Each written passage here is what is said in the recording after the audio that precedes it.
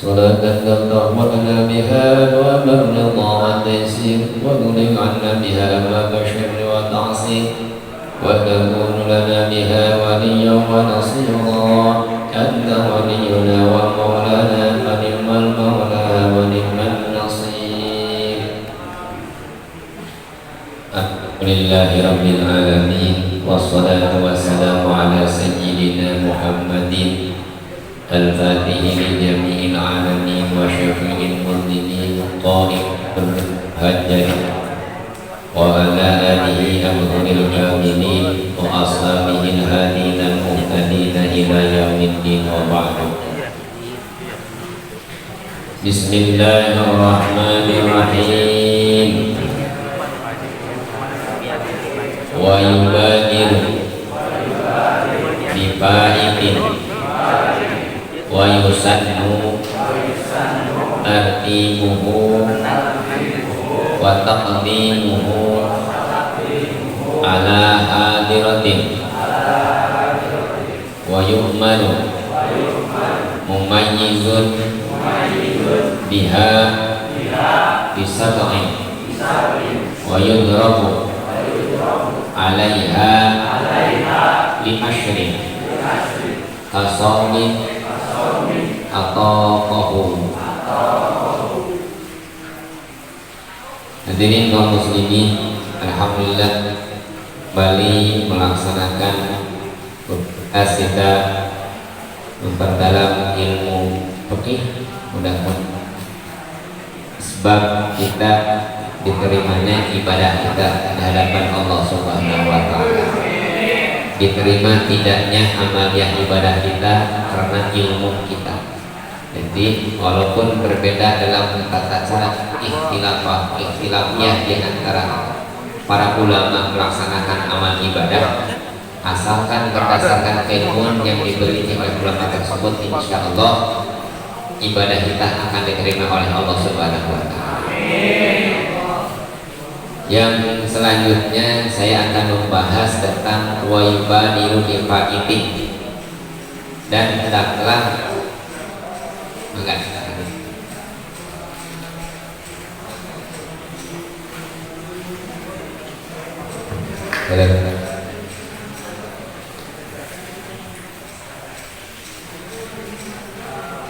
dan hendaklah kita mempercepat, bersegera melaksanakan sholat yang tertinggal.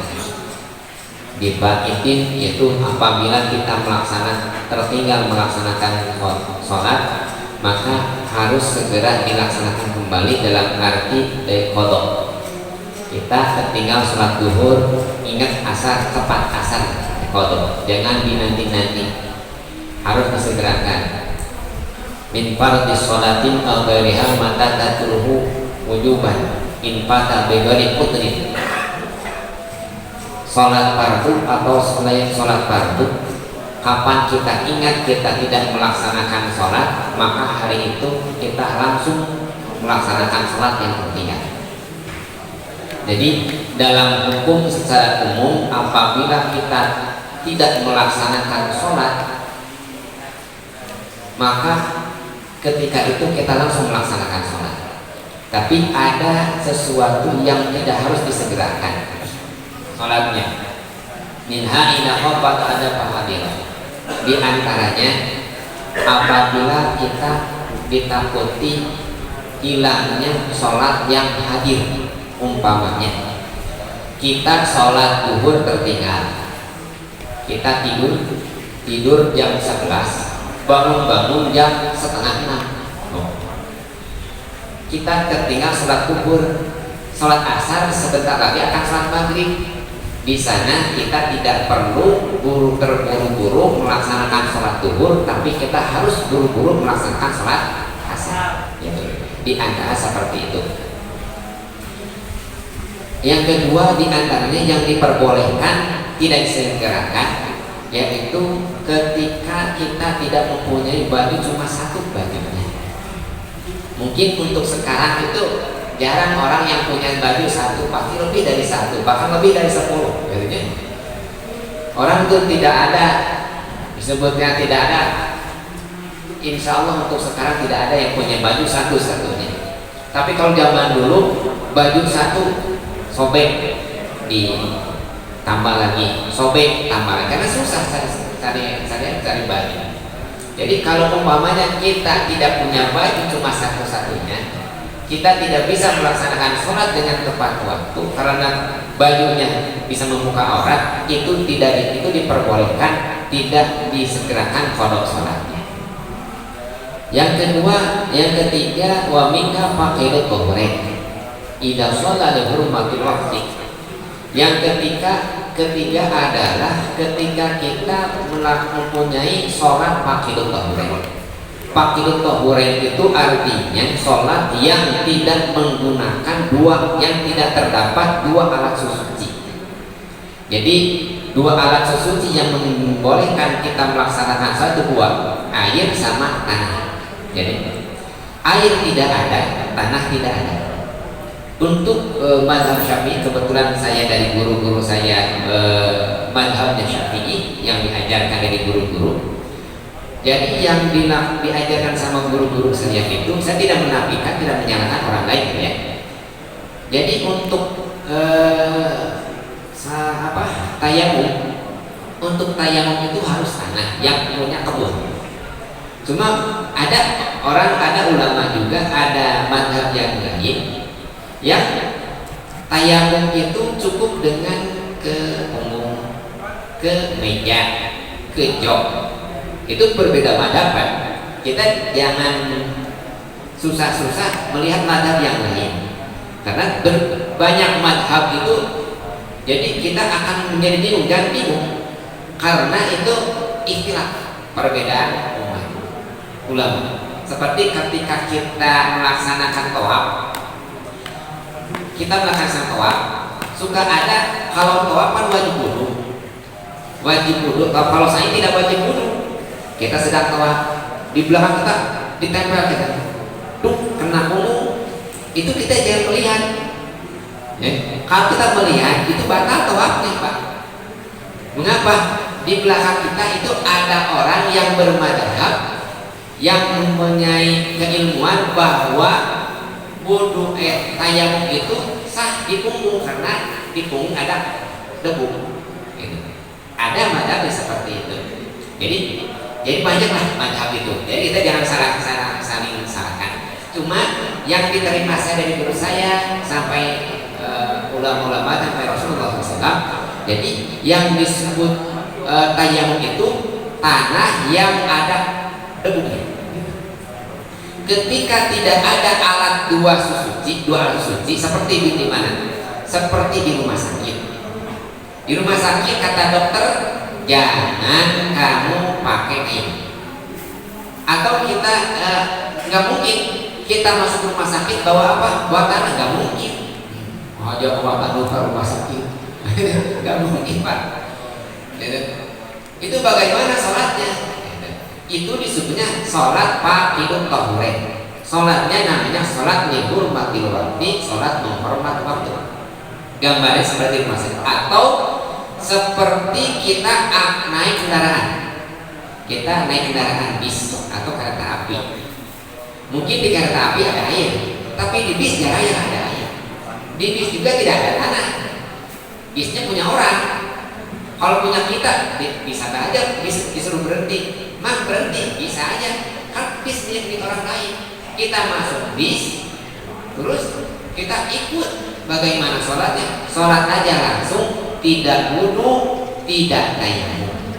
Itu disebutnya sholat faqidu tuhrain, niatnya sholat menghormat waktu. Ya, sholat zuhur karena menghormat waktu. Cuma ketika sampai sholat yang tadi tertinggal diulang kembali. Sholat zuhurnya diulang kembali, itu tidak langsung diselenggarakan. Ada dispensasi sholat yang faqidu tuhrain tidak ada kewajiban langsung sholat dilaksanakan faqidu tuhrain. Kita naik pesawat mau umroh, kan di pesawat kita sudah sholat zuhur. Di pesawat mungkin di pesawat ada air gitu. Tapi kalau misalnya di pesawat tidak air, bagaimana? Tidak ada tanah, itu faqidu tuhrain. Langsung sholat, nanti setelah sampai di Jeddah kita ulang lagi di hotel ada orang sholatnya.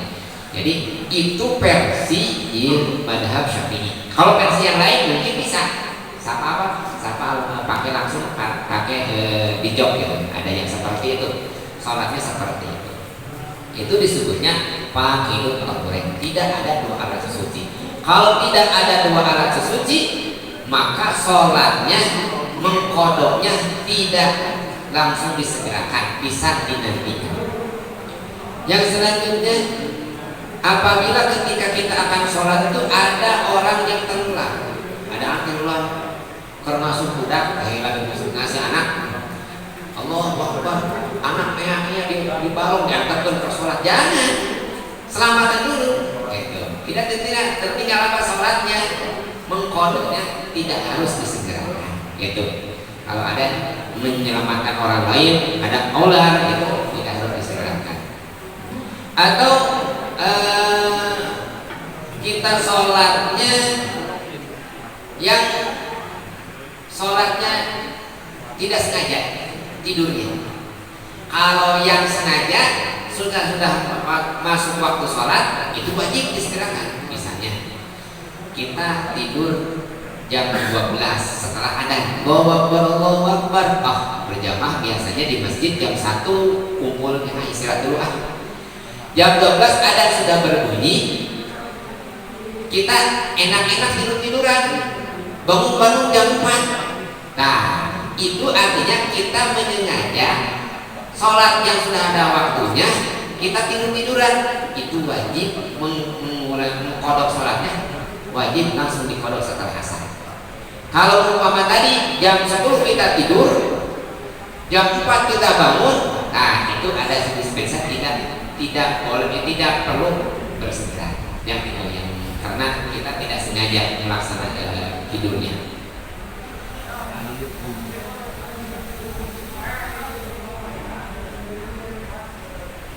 Wa yudatu qada'un nawafil al-mu'aqqatah duna nafli mutlaq wa dari sebab kalau kana ahli fawaid la yunamu adaduha. Disunahkan juga mengqadha salat surat nawafil. Salat nawafil itu yang dimuakkadkan, ada satu muakkad dari muakkad, ada salat nawafil, ada salat mutlaq. Seperti mungkin saya sudah kemarin sudah membahas qabla duhur, ba'da duhur, qabla asar, terus ba'da maghrib, ba'da isya, ba'da subuh, pada qabla subuh ya. Jadi itu salat tahajud, salat witir itu termasuk sunnah nawafil. Bagi orang yang pengen mendidik dirinya untuk melaksanakan ibadah sunnah itu secara kontinu, maka sunnah itu dijadikan kewajiban. Apabila tertinggal, maka dia mengkodok. Itu ada yang seperti itu. Dia pikir seperti itu, disunnahkan kodok nawafil. Kita pengen memperbaharui diri, kita melaksanakan sholat tahajud diwajibkan. Sholat tahajud asalnya sunnah kan, tapi kita wajibkan untuk diri pribadi. Sholat witir hukumnya sunnah, diwajibkan untuk diri pribadi. Sholat rawatib qabla dan ba'da duhur itu sunnah, diwajibkan untuk diri pribadi. Namanya itu riyadhah atau tarbiyah, melatih diri supaya istiqomah dalam melaksanakan ibadah. Sholat yang nawafil itu dalam kata ulama disebutkan disunnahkan apabila tertinggal di qadha. Umpamanya kita terbiasa melaksanakan sholat qabla asar 2 rakaat atau 4 rakaat, karena ada 4 rakaat juga itu. Ada 2 rakaat, ada 4 rakaat, 1 kali salam. Pas masuk masjid, imam sudah qomat, Allahu Akbar. Bagi orang yang suka melaksanakan qabla, itu lebar Pak. Lebar, enggak semua qabla asar. Kalau kita mah nggak sholat dengan naon kapan itunya. Ada orang seperti itu, tidak tahajud nangis Pak, tidak witir nangis, karena sudah mewajibkan. Gitu. Bagi kita enggak jadi masalah. Bentar. Kenapa sampai dia para orang-orang sholat itu karena suka merasa rugi? Itu makanan batin. Contoh, Bapak kalau terbiasa makan satu kali, ada orang yang satu kali sehari, biasa jam 12 makannya. Kalau selalu makan pagi-pagi merasa kenyang, karena terbiasa satu kali jam 12. Ada yang 2 kali, jam pagi-pagi sama malam. Ada yang 3 kali, pagi-pagi, siang, sore. Ada yang 4 kali, pagi-pagi, siang, sore, malam, begidahan. Itu vitaminnya bagus. Itu makanan bagus. Emang ketika kita melaksanakan makanan lahir 4 kali, akan bisa dilihat apanya? Badannya. Wah, serap. Gemuk. Itu yang 4 kali. Berapa kiloannya? 80 kilo. Yang 3 kali 70 kilo. Yang 2 kali 40 kilo. Yang sekali 30 kilo. Peot kasih naoge Israel. Ya seperti itu. Orang yang terbiasa makan 1 kali itu tidak akan tidak merasa risih, tidak merasa perutnya tadi tidak makan, terbiasa sekali. Seperti kita terbiasa sholat saja, panggung saja, tidak pernah sholat tenang, tidak ada ngelebar, karena batin kita makannya terbiasa panggung saja. Kalau kita terbiasa sholat Tuhan, pas kelewat sholat Tuhan, asa ayam beda kayaknya. Oh tadi kalau kita sudah terbiasa rawatib, tidak melaksanakan asa ayam beda, pasti tadi melaksanakan rawatib. Saya terbiasa sholat witir, tidak melaksanakan witir, akan terbiasa, akan merasa lapar. Dan kita yang merasa laparnya. Kalau masalah makanan, perut kita yang merasa lapar. Kalau masalah hati, ya hati kita, batin kita yang merasa lapar. Oleh karena itu, kebimbangan, keresahan bukan milik orang umum saja, termasuk orang soleh juga merasakan kebimbangan batin ketika orang-orang soleh tidak melaksanakan amaliyah ibadah. Tapi kalau kita mah cerik nangis kalau kita tidak punya uang banyak, kalau kita tidak punya masalah bingung bagaimana, itu juga kita masalahnya. Kalau orang soleh amaliyah itu seperti itu, yaitu orang-orang soleh seperti itu. Nggak apa-apalah kita belajar. Cuma di sini menekankan kepada kita itu untuk belajar riyadhah, berlatih dan berlatih untuk kita biasa melaksanakan ibadah sedikit-sedikit. Saya terus melaksanakan diulang-ulang. Berlatih itu jangan terlalu banyak, Pak. Pada badminton latihan nuburan langsung tek badminton KO, kamu latihannya terlalu berat. Latihan yang enteng-enteng. Berlatih itu harus yang ringan-ringan. Amalan harus punya amaliyah yang istiqomah, walaupun sedikit. Abdul amal adwa muha wa in qalla. Paling utama amal itu dawamnya walaupun sedikit. Saya suka menggambarkan seperti Cikarancak ninggal batu. Terus itu harus diingat sama bapak sekalian. Seperti Cikarancak ninggal batu kalau bahasa Sunda. Kalau di guha-guha ada air yang keluar sedikit-sedikit menimpa batu. Itu batu akan membekas, dekok, berbahasa dekok. Ya, Cikarancak ninggal batu lau-lau, jadi dekok. Aing cacak ninggal untuk lau-lau, lebok. Kalau bahasa Sunda, kalau orang yang tidak ngerti bahasa Sunda mungkin dekok keluar. Itu kan Cikarancak. Kalau dihitung itu air Cikarancak itu paling seember kalau disatukan. Tapi seember itu langsung dikebatukan tidak akan membekas. Tapi sedikit-sedikit akan membekas. Kita juga amaliyah tidak terlalu banyak. Sholat duha 2 rakaat saja. Tong seueur teuing keur diajarkan. Maca Quran tong seueur teuing 1 juz 2 juz 5 ayat. Sa'ayat tabarakalladzi biyadihil mulku wa huwa ala kulli syai'in qadir. Shadaqallahul 'azim. Datang lohor alladzi khalaqal mauta wal hayata liyabluwakum ayyukum ahsanu amala. Shadaqallahul 'azim. Ayo dalam asar alladzi khalaqas sab'a samawati tibaqa ma tara fi khalqir rahman min tafawut. Shadaqallahul adzim. Lumayan kan? Pada sholat seayat, 5 sholat 5 ayat, tapi terus-terusan Pak. Lebih baik daripada sehari 1 juz ngan sapoe-poenan gitu. Baca sholawat 4444 cuma sapoe-poenan isuk sampai sorean sampai gini kamari oke sholawat 4444. Coba sekali saya sholawat 3 kali tiap hari terus-terusan akan membekas. Tapi harus ada juga yang istiqomahnya bukan per hari.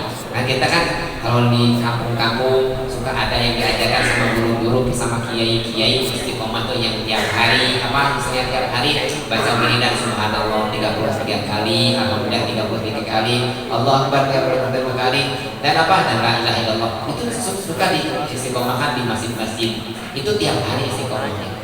Ada yang seminggu sekali seperti baca Yasin, Tabarok setiap seminggu sembah Jumat. Itu kan istiqomah seminggu sekali. Ada yang sebulan sekali, ada manakibat, berjanji, itu istiqomah sebulan sekali. Jadi ada istiqomah yang sehari, ada istiqomah sebulan seminggu sekali, ada yang sebulan sekali. Jadi harus ada istiqomah. Itu disebutnya riyadhah, latihan. Orang yang senang riyadhah minimal berapa hari? 40 hari. Kenapa harus 40 hari? Kalau kita lihat orang tua kita suka dulu, orang tua dulu budak ajinan nih. Kalau orang kita sekarang ada orang tuanya budak kolot baheula gitu teh. Mun kolot ayeuna budak baheula gitu. Orang tua kita punya orang tua itu ke orang tuanya suka takut melihat ke wajahnya. Kenapa takut lihat wajahnya? Karena ada aroma, ada sinaran wajah yang melihat takut, artinya takut segan kepada orang tuanya. Orang tua kita ke orang tuanya seperti itu. Kenapa? Orang tua kita, kakek kita suka melaksanakan istiqomah dalam ibadah. Pada maghrib tidak pernah keluar. Kalau dulu tidak pernah keluar sampai isya. Terus akhirnya lebih dari 40 hari Allah menjadikan hikmah dalam hatinya menjulur tulisannya. Kata Rasul, man akhlasa ibadatillah arba'ina yauman ja'alallahu hikmah min qalbihi yajul ila lisanihi.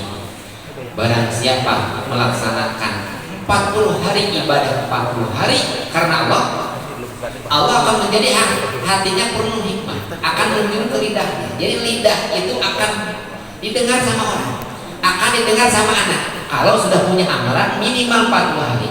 Jadi kalau kita mau amalan minimal 40 hari itu jangan dulu putus Pak. Jadi kalau 21 duha misalnya 2 rakaat, jangan balik dulu ditambah. Udah 40 hari baru tambah. Karena sudah enak, guys enak. Dan 40 hari 2 rakaat baru tambah. Ini mah 2 rakaat baru seminggu tambah 4 rakaat. Nanti bakal segen menjadi penuh lagi. Jadi 2 rakaat dulu sedikit jangan banyak untuk latihan seperti itu. Itu wayundahu qada'un nawafil. Tadi disebutkan disunahkan mengqada salat sunat. Wa yusannu tartibuhu al-fa'id bil qada' ala tadaqatil mawa'id aw yang mukhrajan min khilafin aw jadal. Disunahkan ditartibkan, jadi hukumnya sunah. Tapi ada juga orang yang mewajibkan, ulama yang mewajibkan. Jadi kita ulama mazhab Syafi'i menyunahkannya. Ditartibkan artinya tertinggal seperti ini. Kalau kita tertinggal sholat duhur, asar, maghrib, isya, berarti duhur dulu. Kalau sehari berasar bisa. Tapi dilihat dalam hari, misalnya sholat duhur hari Senin sibuk tertinggal sholat asar. Hari Selasa sibuk lagi tertinggal sholat duhur. Hari Rabu sibuk deui tertinggal sholat maghrib. Kita sibuk-sibuk ketinggalan wae sholat. Berarti hari yang pertama tertinggal apa? Asar dulu. Hari kedua Selasanya Rabu duhur. Hari selanjutnya maghrib, seperti itu. Jadi berdasarkan hari sunnahnya seperti itu. tidak wajib. Ada juga ulama yang mewajibkan, tapi mazhab Syafi'i hukumnya menyunahkan. Itu menyunahkan. Jadi kalau tidak takdir juga tidak apa-apa. Ustaz tanya. Enggak. Berbeda apakah sama sholat gaib sama sholat jenazah? Satu. Terus duanya kalau sholat jenazah itu timbang Rasulullah waktu-waktu yang diharapkan boleh ya Pak ya. Gimana kalau sholat gaib? Karena sholat gaib itu sholat yang tidak masuk karena jenazah. Juga ya Pak. Ada sholat jenazah, ada sholat gaib. Sholat jenazah itu sholatnya ada di depan orang, mayit ada di depan. Dan yang wajib menyolatkannya itu adalah orang ahli Korea. Jadi ahli Korea se-RW, sekampung gitu aja. Tapi kalau sholat gaib itu sholatnya orang jenazahnya tidak ada, terus orang. Jadi bukan satu, bahkan di luar kampung itu. Gimana kalau sholat gaib dilaksanakan waktu-waktu yang diharapkan seperti sholat subuh, pertengahan hari dan habis asar? Oh ya. Jadi berangkat dulu ya. Jadi sholat gaib. Jadi kadang-kadang di kita itu ada sholat yang khususnya jenazah, tapi disolatkan gaib. Contoh, kita orang tempatan di sana, kita lagi keluar kota. Jadi keluar kota itu pas pulang teman kita sudah meninggal. Kadang-kadang kita banyak sholat minta sholat gaib di Jumatan, padahal si mayit itu orang tempat gitu. Jadi orang yang tidak bisa melapis orang setempat itu bukan sholat gaib, sholat hadir ya harus ke makamnya, di depan makamnya. Jadi kalau mau sholat gaib orang di luar tempat. Kalau pertanyaan yang tadi, bagaimana kalau kita sholat dalam waktu haram? Itu adalah sholat dawi sabab muakhar. Itu sababin muakhar, sabab yang terakhir. Kan ada sabab muqaddam, ada sabab muakhar. Seperti kita masuk ke masjid, ada sabab yang udah terdepan, jadi kita masuk ke masjid itu disunahkan sholat sunnah. Bagaimana kita masuk masjid pas waktu haram? Pas waktu haram ada dua khilaf ulama. Ada membolehkan sholat tahiyatul masjid, ada juga yang melarang, cukup dengan subhanallah walhamdulillah wala ilaha illallah. Begitu juga dengan sholat jenazah. Sholat jenazah itu karena ada sabab muakhar, yaitu ada jenazah. Kita ada yang membolehkan menyolatkan gaib walaupun di tempat waktu haram. Gitu. Seperti kan kalau di Mekah itu kan banyak, setiap waktu sholat pasti ada sholat, ada sholat mayit, ada sholat mayit.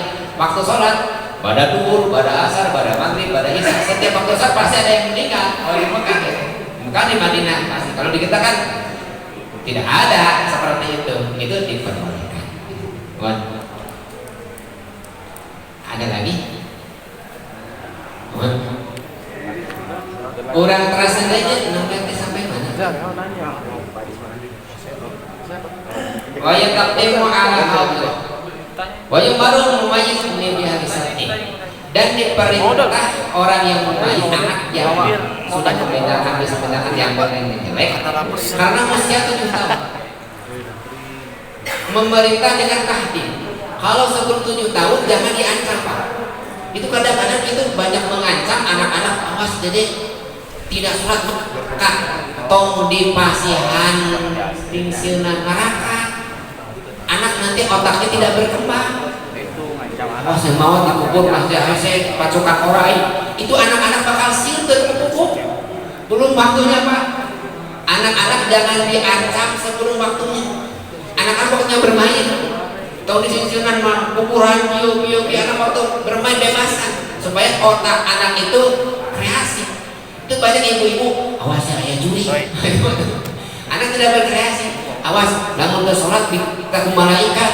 Jangan waktu dulu. anak yang kecil itu jangan waktu dibebani dengan ancaman-ancaman. Anak diajak. Tapi sebelum waktu 7 tahun itu diajak saja. Setelah 7 tahun itu diperbolehkan untuk diancam. Awas kalau tidak sholat disepret ya. Jadi ada itu disepret. Tapi jangan sesuatu yang anak itu tidak bukan rasional. Yang belum waktunya. Ya dia awas di neraka, awas masuk ini. Jangan dulu karena anak itu tidak akan otaknya tidak akan jalan. Kan ada kekhawatiran, ketakutan. Kalau setelah 7 tahun diancam untuk bukan belum dicepretnya, tapi usia 10 tahun baru sama dicepret itu juga tidak menyakitkan. Oh iya Rabbu ala jahilin. Begitu juga bukan hanya sholat, saum juga seperti itu. Kalau setelah 10 tahun dicepret.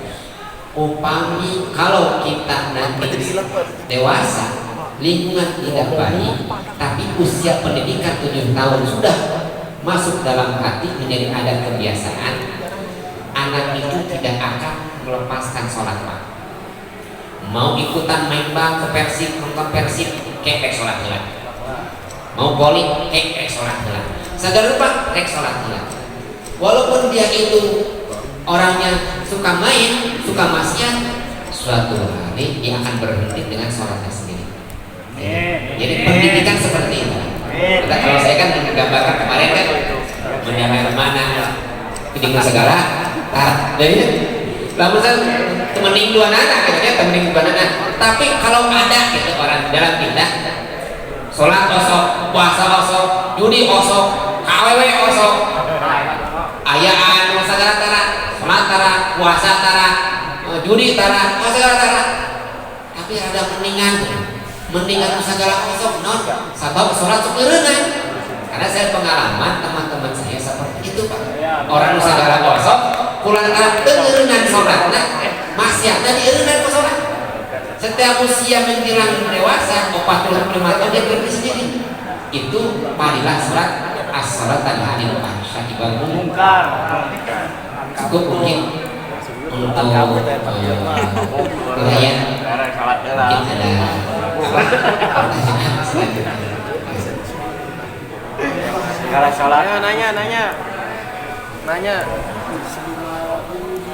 Pakai mic.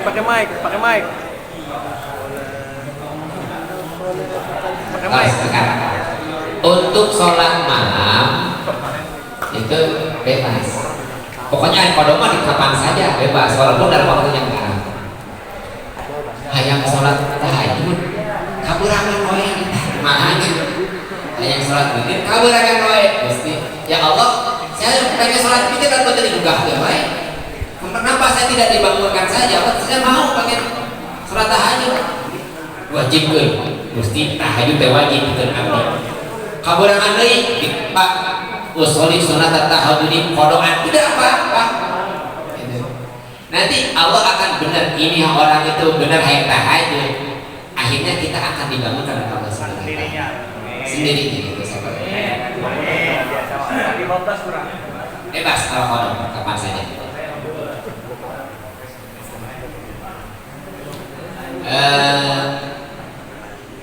Sebelum ada lagi cukup. Sebelum berdoa Bapak sekalian, dalam doa kita itu terbiasa kalau saya itu di kampung suka ada martabak, berjanji dan takdir.